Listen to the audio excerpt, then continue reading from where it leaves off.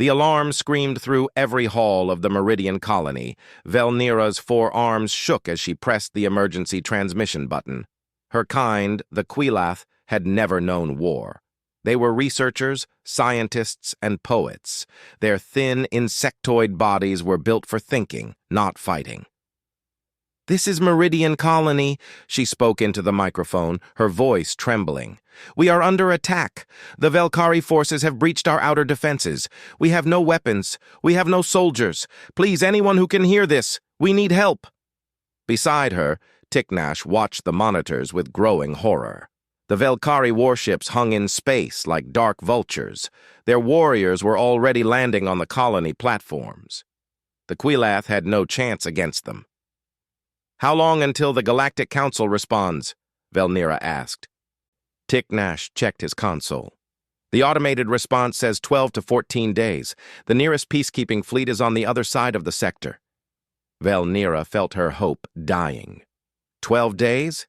They wouldn't survive 12 hours. The Velkari were known for their cruelty.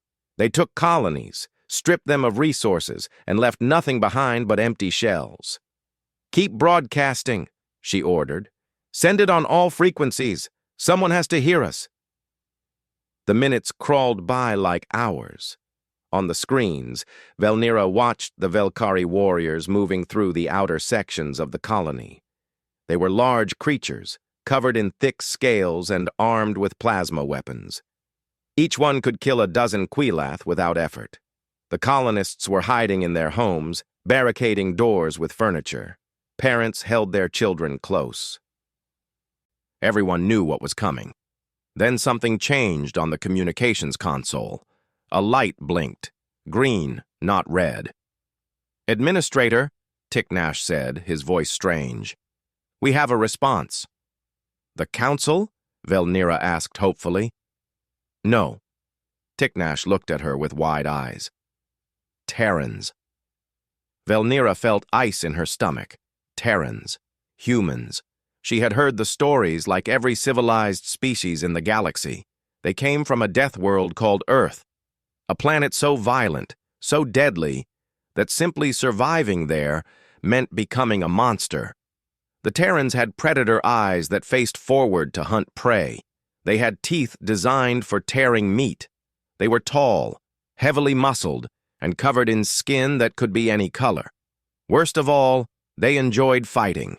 While every other species saw war as a tragic necessity, humans seemed to celebrate it.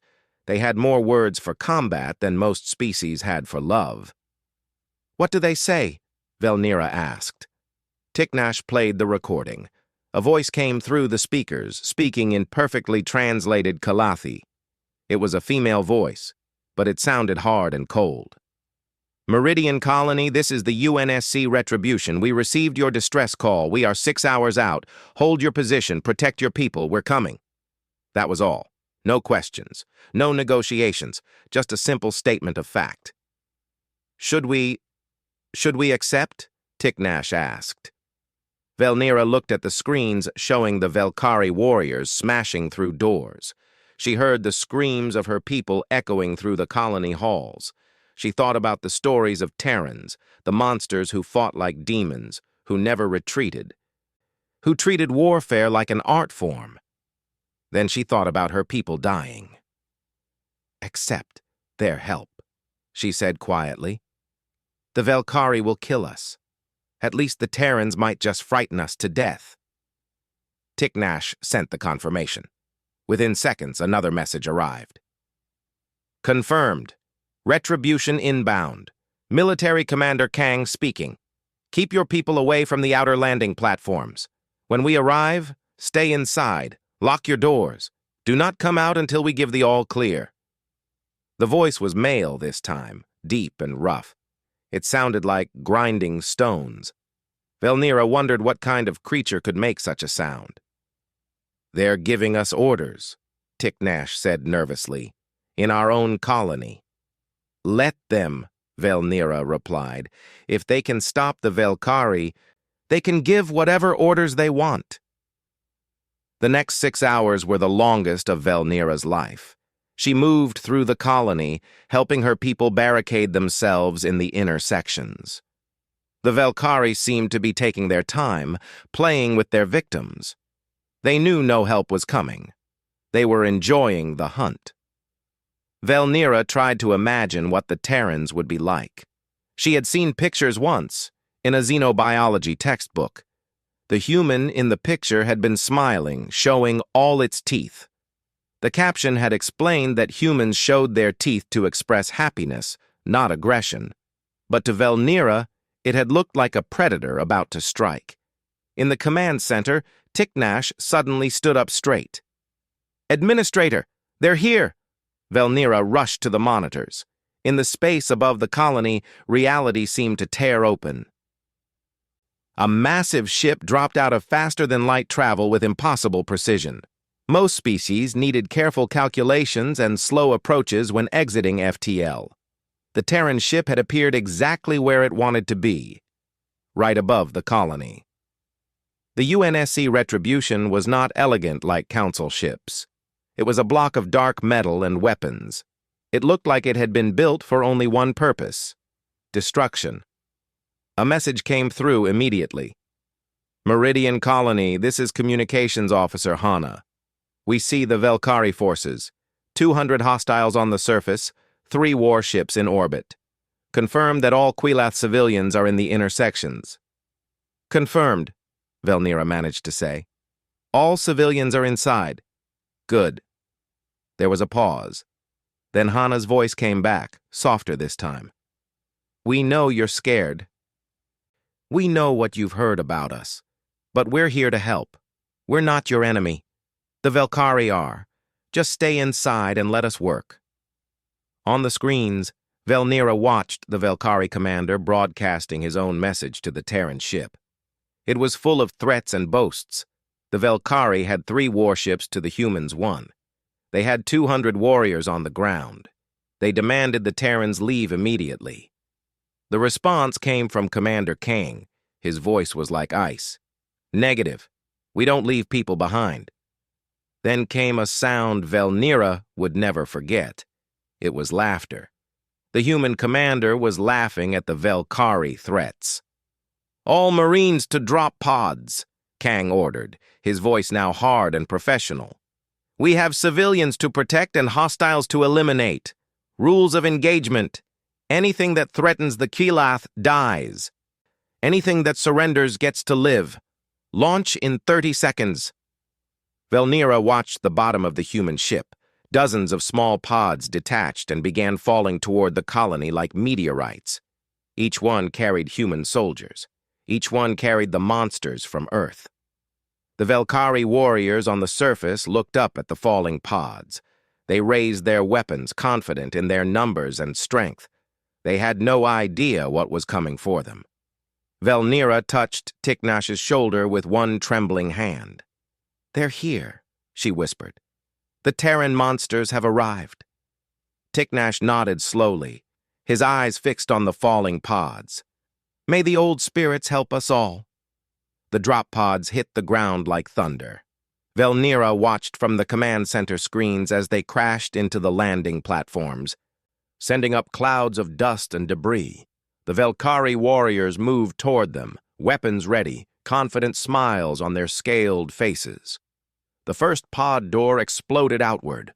A figure emerged, moving faster than Velnira thought possible for something so large. It was a human, covered in dark armor that seemed to drink in the light.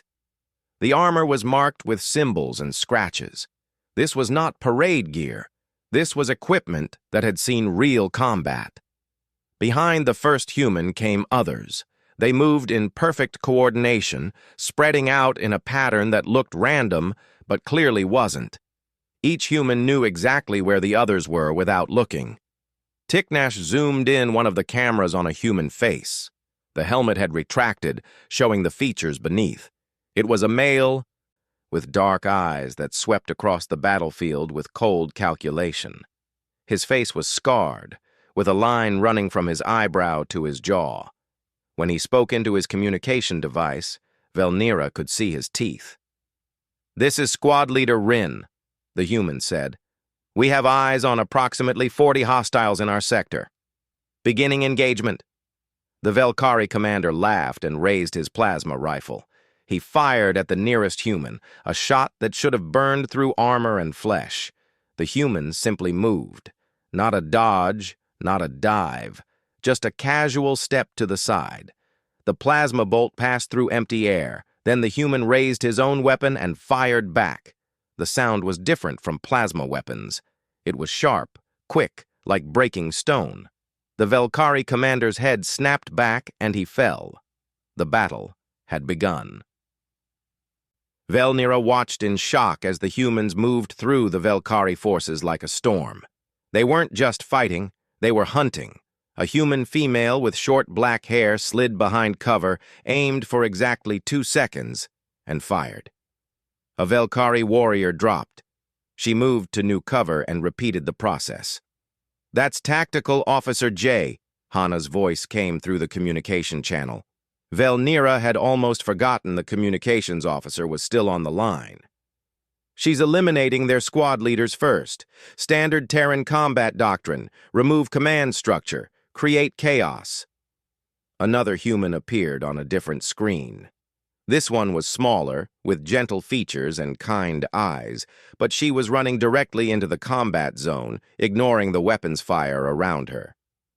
"What is she doing?" Velnira asked in horror. "She'll be killed." "That's Field Medic Yuna," Hana explained. "She's extracting wounded civilians." Velnira watched as Yuna reached a Quilath family huddled behind a broken barrier. The mother was injured, green blood staining her carapace. Yuna knelt beside her, speaking softly while her hands moved over the wound with practiced skill. Then she lifted the mother with one arm and a child with the other and began running back towards safety. Plasma bolts chased her. One passed so close it burned the edge of her armor. Yuna didn't slow down.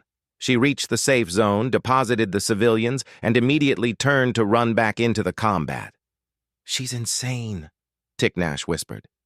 "She's human," Hana replied simply. On another screen, something new was happening. A single human had climbed to the highest point of the colony's outer ring. He was setting up a long rifle, moving with patient, careful motions. Once in position, he became perfectly still. For 10 seconds, nothing happened. Then the rifle fired once. On a screen showing the Velkari positions, an officer fell. 3 seconds later, the rifle fired again. Another officer dropped. "That's Tai," Hana said. "Sniper specialist. He can hit a target from 2 kilometers away." "That's impossible," Tiknash said. "For most species, yes," Hana agreed. "Humans evolved as pursuit hunters. We can track movement with our eyes better than most species' computers can. Tai is just very, very good at his job." The Velkari were beginning to panic. They had expected an easy fight. They had numbers and experience. But the humans fought with a ferocity and skill they had never encountered. Every movement was precise, every shot found its target, and the humans never stopped moving, never gave the Velkari a chance to organize.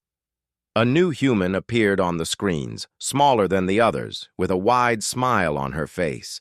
She was placing small devices on walls and pillars throughout the combat zone. "Who is that?" Velnira asked.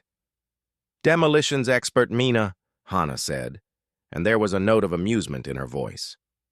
"You might want to tell your people to cover their ears." 5 seconds later, the explosives detonated in a carefully timed sequence. A Velkari fortified position collapsed in on itself, trapping the warriors inside without killing them. Another explosion brought down a barrier the Velkari were using for cover, exposing them to Tai's sniper fire. Mina's voice came over the communication channel, speaking to her fellow humans. "Charges 4 through 7 away. Watch the fireworks." She sounded happy. Actually happy. Like this was entertainment. Commander Kang's voice cut through the chaos. "All units, Phase 2. Push them back to their ships. I want a clean sweep. No Velkari presence left on this colony." The humans moved as one, advancing in a coordinated line that gave the Velkari no room to maneuver. Velnira realized she was watching something she had only read about in history books, a perfect military operation. The humans weren't just winning, they were dominating. The Velkari began to retreat, running for their landing ships. The humans let them go, not pursuing beyond the colony boundaries. They had come to protect the Quilath, not to chase fleeing enemies. But the Velkari warships in orbit were another matter. "Retribution to all fighters," a new voice said. It was young and excited. "This is Pilot Hyun. We have 3 targets trying to run. Permission to engage?" "Granted," Commander Kang replied. "Try to leave one intact for questioning." "Roger that. This is going to be fun." Small fighter craft launched from the Retribution, streaking toward the fleeing Velkari warships. Velnira watched as the human fighters moved with impossible agility, dodging return fire while their own weapons tore through the Velkari shields. One warship exploded in a ball of flame. The second lost its engines and began drifting. The third tried to jump to faster-than-light speed, but the human fighters disabled its drive with surgical precision. "Target 3 disabled and dead in space," Hyun reported. "That was too easy. Do they have any more ships hidden somewhere?" "Negative," Kang replied. "Good work. Return to the Retribution." Already?" Hyun sounded disappointed. On the colony surface, the last of the Velkari were surrendering or retreating to their damaged ships. The entire battle had lasted 90 minutes. 90 minutes to defeat a force that should have taken weeks to dislodge. Rin's voice came through the command center speakers. "Meridian Colony Command, this is Squad Leader Rin. All hostile forces have been eliminated or captured. The colony is secure. You can tell your people it's safe to come out." Velnira sat in her chair, unable to process what she had just witnessed. The Terrans had done the impossible. They had saved the colony with minimal casualties. Only 3 humans had been injured, and Yuna was already treating them. "Administrator," Hana's voice was gentle, "Commander Kang is requesting permission to land and coordinate relief efforts with you. I know this is overwhelming. I know we scared you, but we're really here to help." Velnira looked at Tiknash. Her old friend looked as shocked as she felt. They had called for help and received monsters, but these monsters had saved them. "Tell Commander Kang," Velnira said slowly, "that he is welcome in our colony. And tell him thank you." "I will," Hana said warmly. "He'll appreciate that." Fair warning, though, Kang looks even scarier in person than on video. Try not to faint. Despite everything, Velnira found herself making a sound that might have been a laugh. The Terran monsters had arrived, and somehow, impossibly, they were the heroes of this story. Outside, the human Marines were helping Quilath civilians from their hiding places, speaking in gentle tones and moving slowly to avoid frightening them. These same humans who had just fought with such violence were now offering water and blankets to children. Velnira didn't understand Terrans at all, but she was grateful they had come. The transport ship landed in the central plaza with barely a sound. Velnira stood waiting, surrounded by what remained of her administrative council. Every one of them was shaking. They were about to meet Commander Kang in person. The ship's door opened with a hiss of pressure. A figure emerged, and Velnira had to force herself not to step backward. Kang was huge. He stood at least 2 heads taller than the tallest Quilath, with shoulders so broad they barely fit through the doorway. His face was weathered and hard, with gray streaks in his dark hair. His eyes swept over the gathered Quilath with the precision of a scanner. But when he spoke, his voice was surprisingly gentle. "Administrator Velnira, I'm Commander Kang. Are you injured?" Velnira managed to shake her head. "No, thanks to you and your soldiers." Kang nodded. "Good. We've secured the perimeter and set up medical stations. My people are sweeping the colony for any remaining threats. So far, we've found none. The Velkari won't be coming back."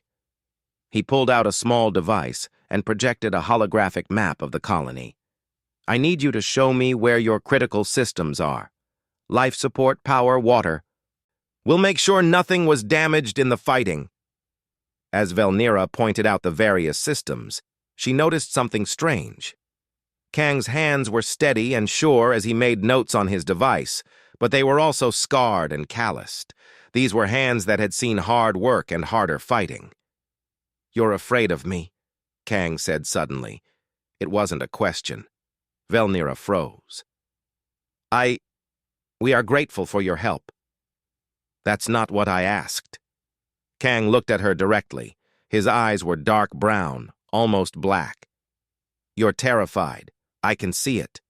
Your breathing is fast, your skin color has changed, and you're keeping maximum distance between us." Tiknash stepped forward bravely. "You must understand, Commander. We have heard stories about Terrans, about your world, about what you are." "Predators," Kang said flatly. "Yes," Tiknash admitted. Kang was quiet for a moment. Then he did something unexpected. He smiled. It was a small, sad smile. "We know what the galaxy thinks of us," he said. "We know the stories. Some of them are even true. Yes, we come from a death world. Yes, we evolved as hunters. Yes, we're violent by nature." He gestured around at his Marines who were carefully helping Quilath civilians. "But we choose what we do with that nature. We're not here to hurt you. We're here because you asked for help.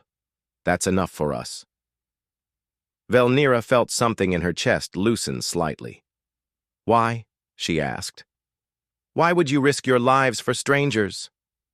Kang's expression became distant. "Because someone has to.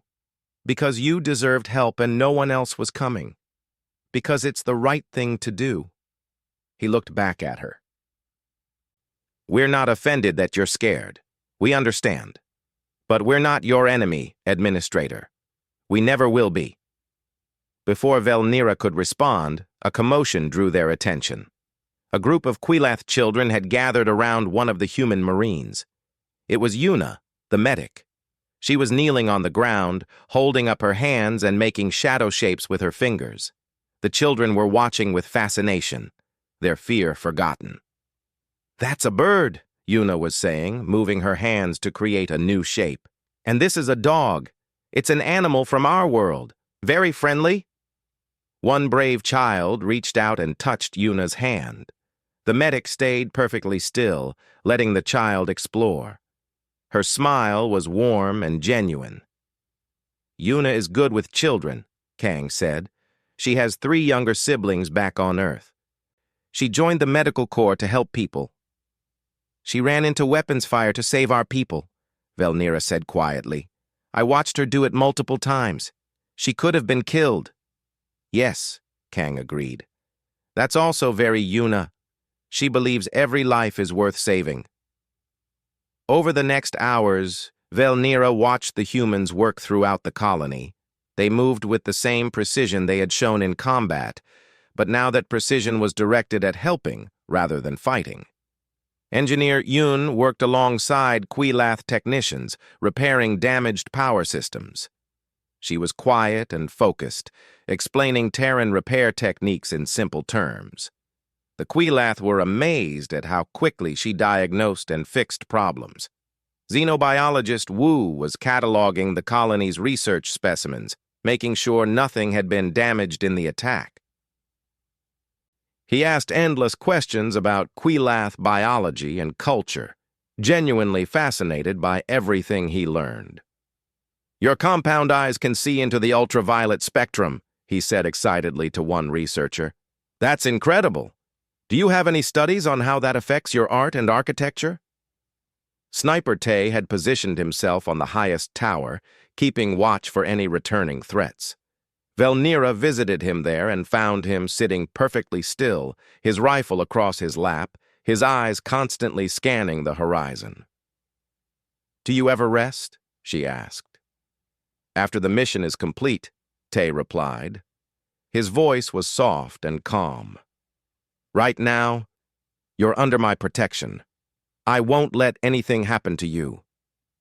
Velnira looked at this human who could kill from kilometers away, who had eliminated enemy officers with cold efficiency, and saw something she hadn't expected: dedication, honor, a genuine desire to protect. In the medical center, she found Yuna treating both Quilath civilians and captured Velkari warriors. One Velkari prisoner was badly burned from the fighting. "Why are you helping them?" Velnira asked. "They tried to destroy us." Yuna looked up from her work. "Because I'm a doctor. I took an oath to help the sick and injured, regardless of who they are. These Velkari are prisoners now. They're no longer a threat. That means they deserve medical care. Your people don't hate them for what they did?" "Oh, we hate what they did," Yuna said, her hands never stopping their work. "We hate that they attacked peaceful civilians. We hate that they made you suffer. But hating them as individuals? That doesn't help anyone heal." It was the most Terran thing Velnira had heard yet.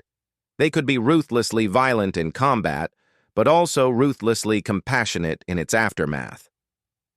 That evening, Commander Kong called a meeting in the command center. All the human squad leaders were there, along with Velnira and her council. "Status report," Kang said. Rin spoke first. "Colony is secure. No remaining hostiles. All civilians accounted for. Minimal structural damage." Jay continued. "Velkari prisoners are contained and awaiting transfer to Galactic Council custody. Their ships are disabled and under guard." Yuna added, "Medical situation is stable. 43 injured Quilath, all expected to make full recovery. No human casualties beyond minor wounds." Kang nodded. "Good work, everyone. Administrator, your colony is safe. We'll maintain a presence for 72 hours to ensure the Velkari don't return. After that, we'll leave a communication beacon. If you ever need help again, just call." Velnira felt emotion welling up in her chest. "Commander, I don't know how to thank you. We had given up hope. We thought we would all die. And then you came. We did what anyone should do," Kang said simply. "But you're not just anyone," Tiknash said. "The Galactic Council hasn't even arrived yet. They said 12 days. You came in 6 hours. Kang's expression darkened. 12 days.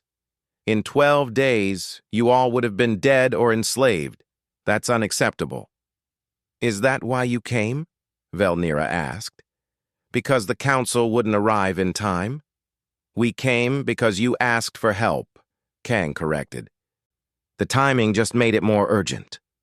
Rin leaned forward. "With respect, Administrator, the Council peacekeepers are politicians in uniform.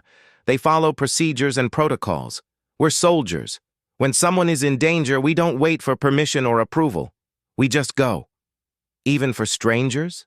Velnira asked. "Even for people you've never met?"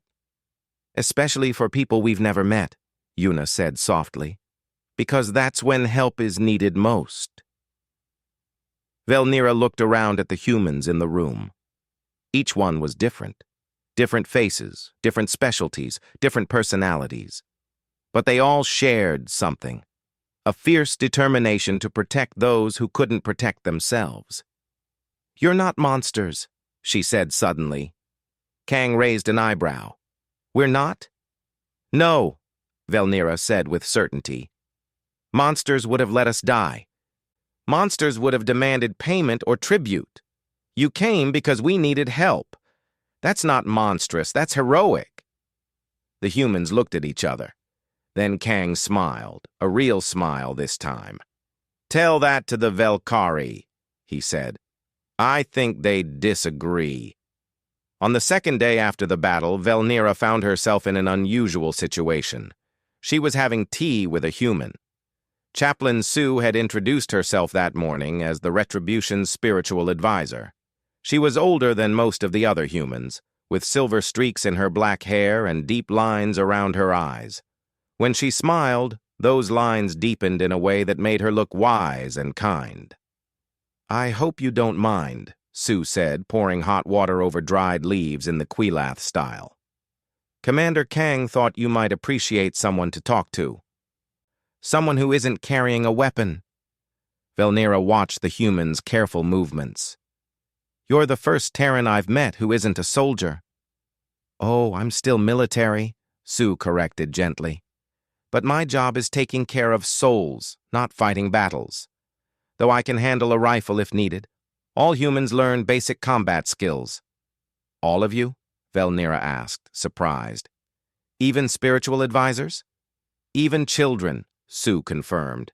"Our world taught us that survival isn't guaranteed. We had to learn to protect ourselves and each other." She sipped her tea thoughtfully. "But that's not what defines us. What defines us is what we choose to do with those skills." Over the next hour, Sue explained human philosophy and history. She spoke of Earth's violent past, of wars that had nearly destroyed their entire species. She described how humans had learned slowly and painfully to channel their aggressive nature toward productive ends. "We're pack animals," Sue explained. "Tribal. We evolved in small groups that hunted together and defended each other. That instinct never went away. When we hear a distress call, every human feels it in their bones. Someone from our pack needs help." "But we're not your pack," Velnira pointed out. "We're not even the same species." Sue smiled.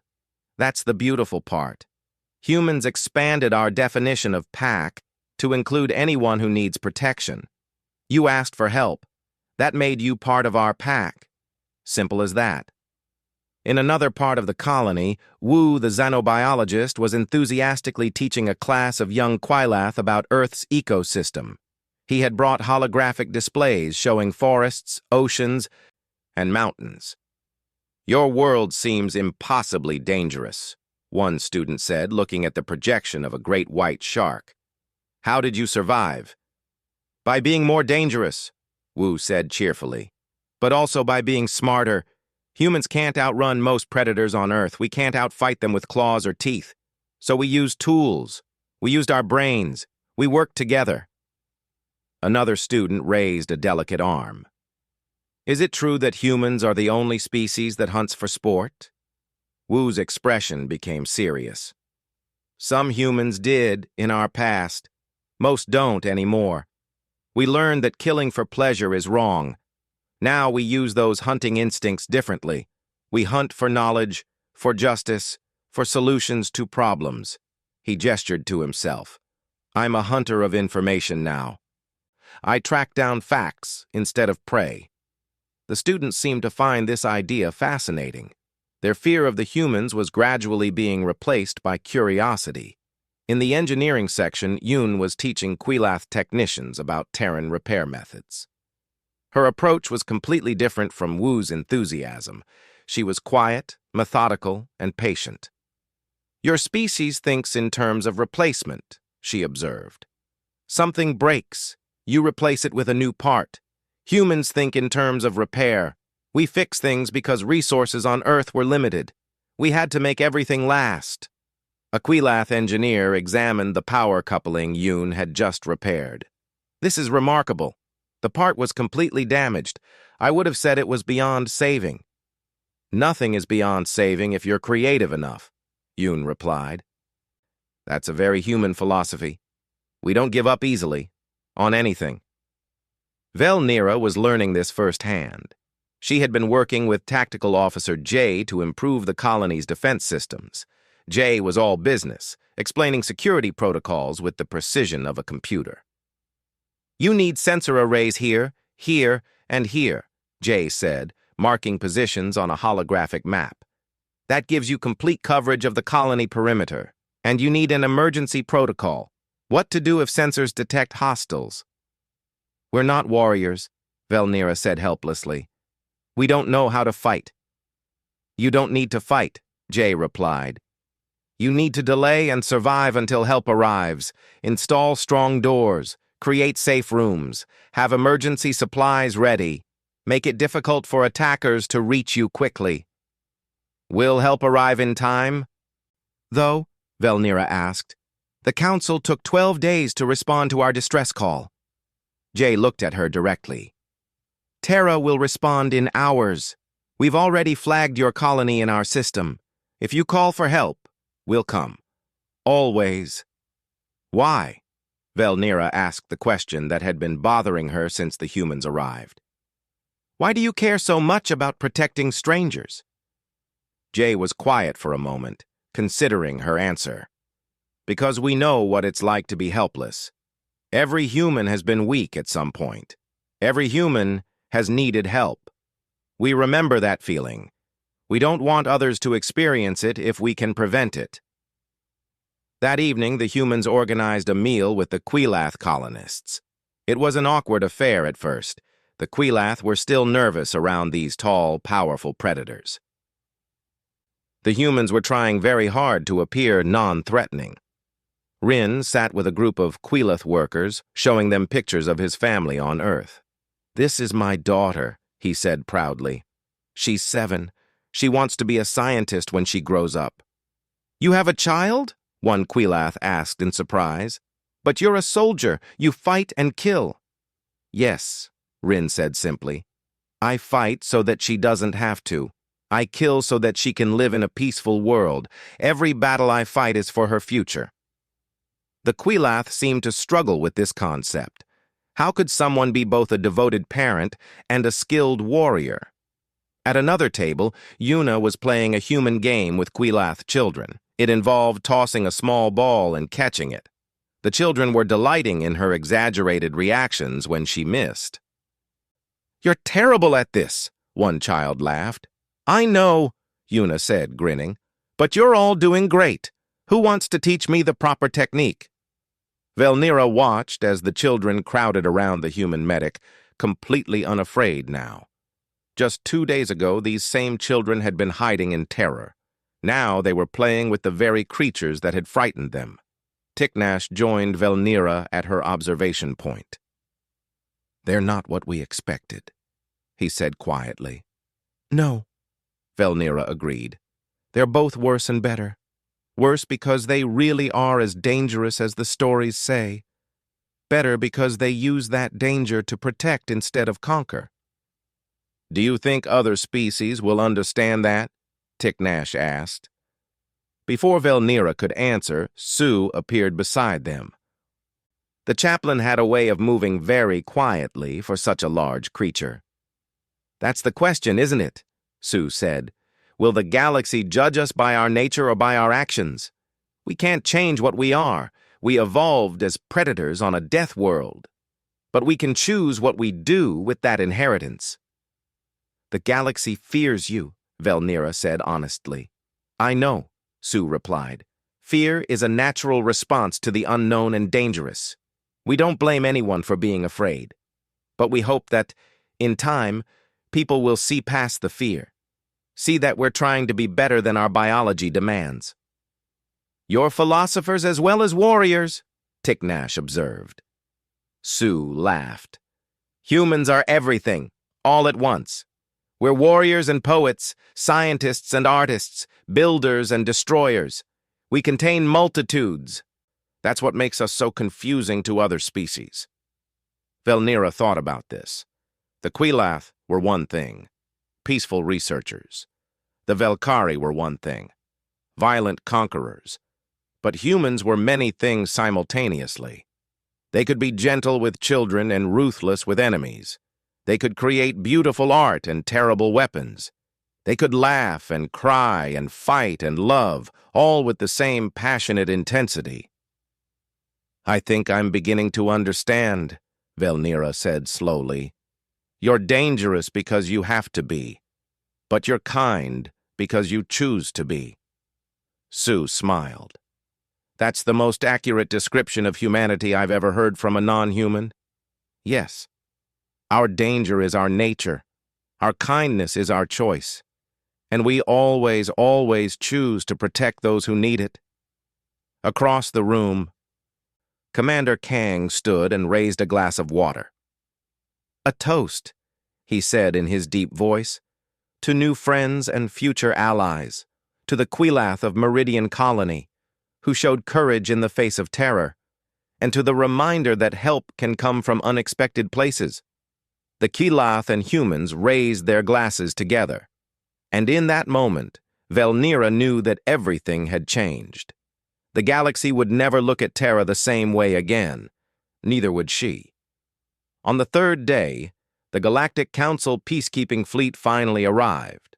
12 ships dropped out of faster-than-light travel in perfect formation, their hulls gleaming with ceremonial decorations. They were beautiful vessels, designed as much for show as for function. Commander Kong watched them arrive from the command center, his expression unreadable. Beside him, Velnira felt a mixture of relief and anxiety. The Council was here at last, but what would they think of the Terran intervention? The Council commander, a tall insectoid named Velcross from a species called the Mantari, broadcast immediately. Meridian Colony, this is Peacekeeping Fleet 7. We received your distress call and have arrived to render assistance. Please provide a status update. Velnira glanced at Kang. The human nodded, giving her silent permission to respond. Fleet 7, this is Administrator Velnira. The crisis has been resolved. The Velkari attack was repelled 3 days ago. We are currently in recovery operations. There was a long pause. When Velcross spoke again, his voice was sharp with surprise. Resolved? How? Our intelligence showed significant Velkari forces at your location. They were defeated by Terran military forces, Velnira explained. The UNSC Retribution responded to our distress call and eliminated the threat. Another pause, longer this time. When the communication channel reopened, it wasn't Velcross speaking. It was a new voice, cold and formal. This was Council Overseer Trilnax, a high-ranking official from the central government. Administrator, are you saying that humans have established a military presence in Council space without authorization? Kang's eyes narrowed, but he kept quiet, letting Velnira handle the diplomacy. With respect, Overseer, I invited them. They saved our colony when no one else could respond in time. The proper protocol is to wait for Council forces, Trilnax said sternly. The humans had no jurisdiction here. Their presence is a violation of established treaties. Velnira felt anger rising in her chest, pushing past her usual timidity. The Velkari didn't follow protocol either. They didn't ask permission before attacking us. If we had waited for Council forces, we would all be dead. That's irrelevant to the question of jurisdiction, Trilnax replied. The Council must maintain order in this sector. Terran interference undermines our authority. Kang stepped forward and activated his communication device. Overseer Trilnax, this is Commander Kang of the UNSC Retribution.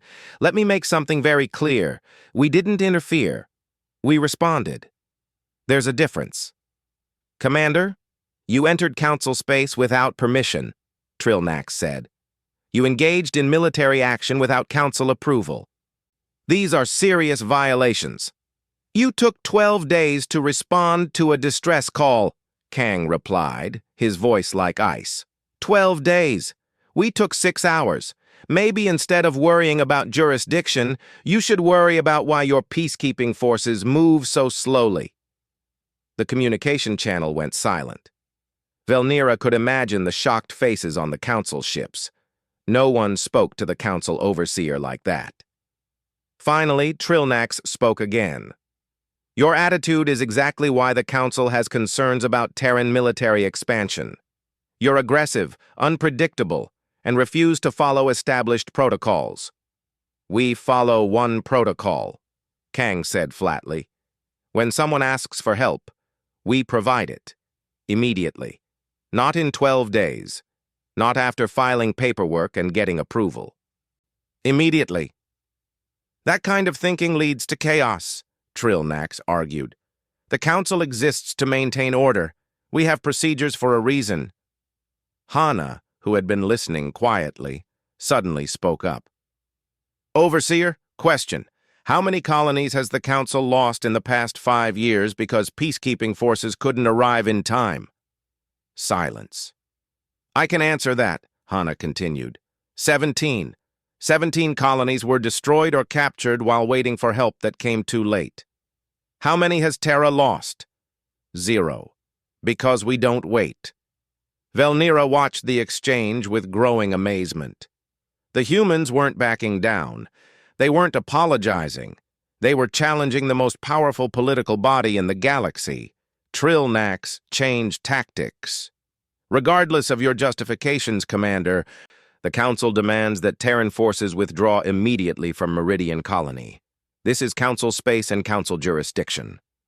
Before Kang could respond, Velnira made a decision. She activated her own communication device and broadcast on the open channel so everyone could hear. Overseer Trillnax, this is Administrator Velnira of Meridian Colony. I formally request that the Galactic Council recognize a defensive partnership between the Quilith people and Terra. I am also requesting that Terra be granted permission to establish a rapid response station in this sector. The silence that followed was absolute. Even Kang looked surprised. Administrator, Trillnax said slowly, you cannot be serious. You want to establish a formal alliance with the humans? I want to ensure that what happened here never happens again, Velnira said firmly. The Council couldn't protect us. Terra could and did. I will not apologize for choosing to survive. Other voices began joining the conversation. Council representatives from a dozen species, all talking over each other. Some supported the Council's position. Others questioned why the peacekeeping forces had been so slow to respond. Then a new voice cut through the chaos. It was old and wise, carrying the weight of authority. This is Council Elder Mornthas. Everyone silence. The channel went quiet immediately. Mornthas was one of the oldest members of the Council, representing a species that had been in space for thousands of years. I have been listening to this debate with great interest, Mornthas said, and I find myself agreeing with Administrator Velnira. The Council has failed in its primary duty, protecting those who cannot protect themselves. Elder Mornthas, with respect, Trillnax began. I'm not finished, Mornthas interrupted. The humans arrived in 6 hours. They eliminated the threat with minimal casualties. They provided medical care to both victims and attackers. They asked for nothing in return. These are not the actions of aggressors. These are the actions of protectors. But they're dangerous, another council member protested. They come from a death world. They're predators. They are exactly what we need, Mornthas said firmly. The galaxy is not a peaceful place. We pretend it is, with our protocols and procedures. But the truth is that violence exists.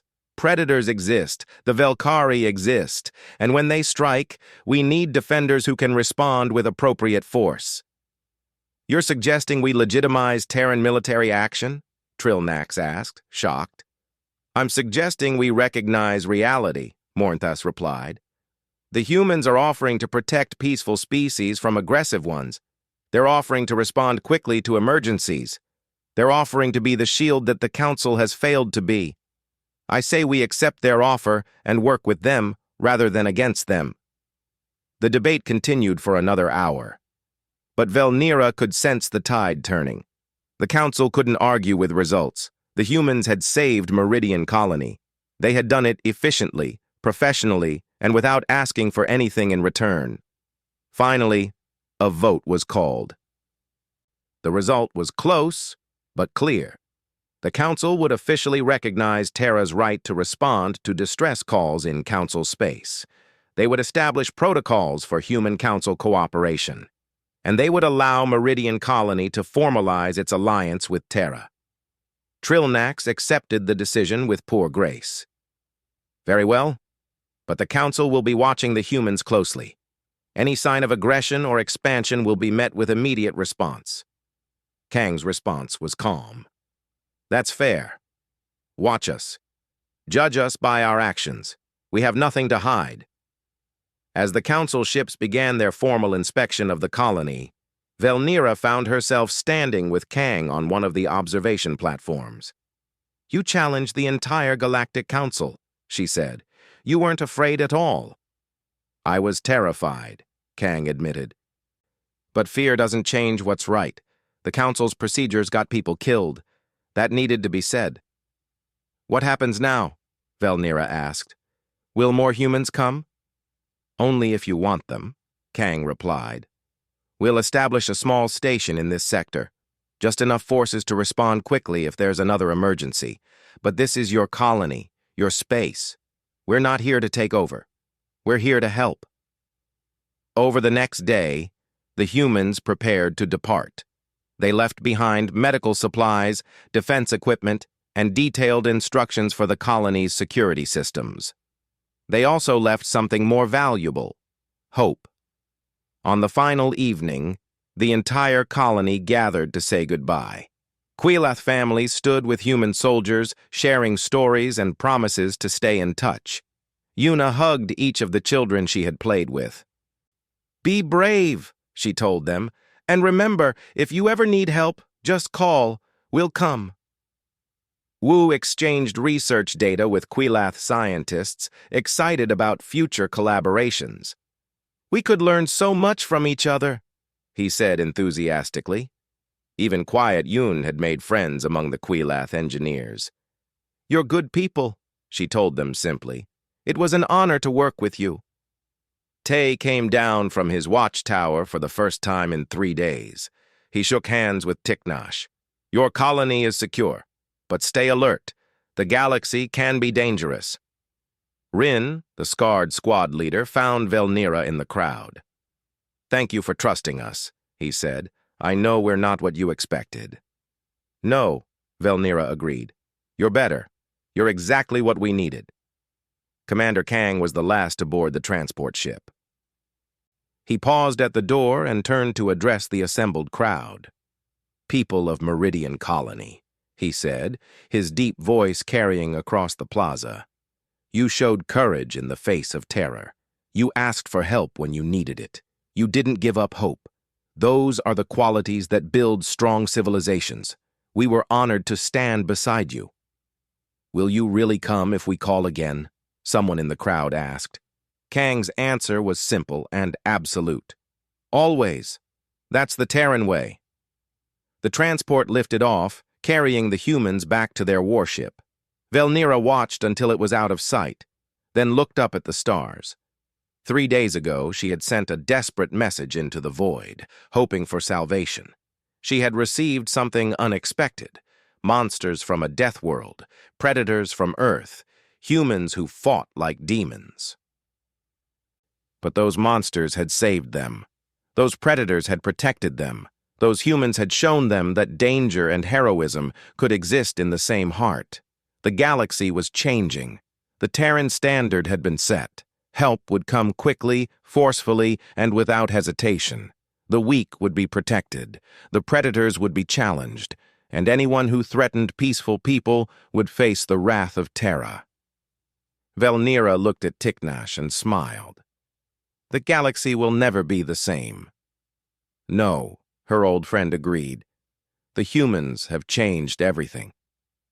In the stars above, the UNSC Retribution jumped to faster-than-light speed, already heading toward its next mission.